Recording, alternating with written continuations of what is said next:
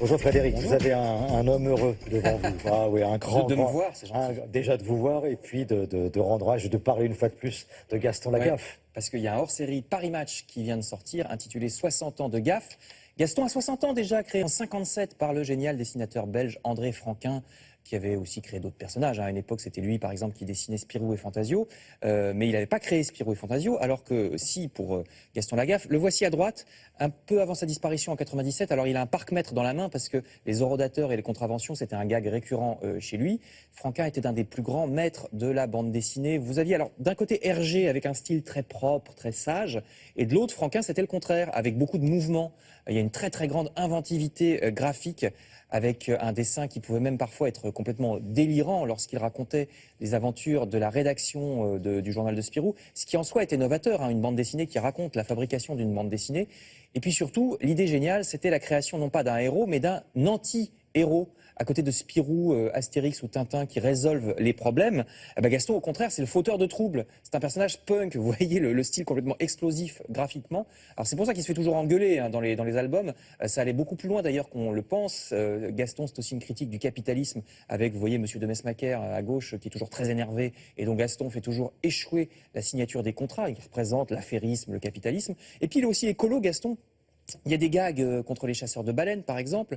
Vous savez, c'est très à la mode aujourd'hui de se déclarer anti-système. Presque tous les hommes politiques sont anti-système de nos jours. Mais lui, c'était vrai. Gaston, dès les années 60-70, il détruisait les mécaniques bien huilées, la discipline, les gens qui se prennent au sérieux. Il est hédoniste aussi. Il aime prendre son temps. Et sur le côté hédoniste, vous vous rappelez Mademoiselle Jeanne au début, Bien sûr, elle sa n'est pas terrible. secrétaire. Oui, Et puis de plus en plus, elle devient, regardez, on va la voir, Mademoiselle Jeanne, elle devient pas mal, quoi, quand même, au fur et à mesure. Franquin disait qu'il ne pensait pas en faire un personnage principal, et puis il était un peu dépassé par leur histoire.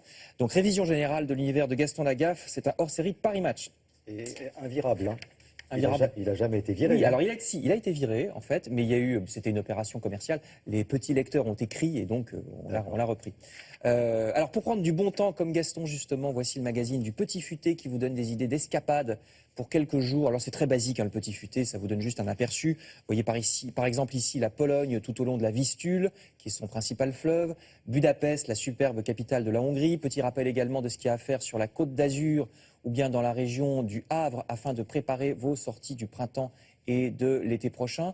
Par exemple, vous voyez l'exposition Pierre et Gilles au Havre du 27 mai au 20 août. La fête du citron à Menton, c'est en ce moment jusqu'au 1er mars. Et puis le festival des jardins dans les Alpes-Maritimes, dans toutes les Alpes-Maritimes, ça sera jusqu'au tout le mois d'avril. Vous voyez ici le jardin exotique à Èze, près de Monaco. Et il y a aussi, bon, je vous disais, la fête du citron à Menton. Quelques idées de week-end. Donc, dans le Petit Futé, et pour encore plus d'évasion dans l'espace et aussi dans le temps, cette fois, je vous conseille les cahiers de Science et Vie, numéro spécial sur la conquête des mers à travers l'histoire. On apprend plein de choses dans ce numéro à propos de toutes les époques. Comment, par exemple, les Vikings, vous voyez un dracard à droite, sont arrivés en Amérique 400 ans avant Christophe Colomb.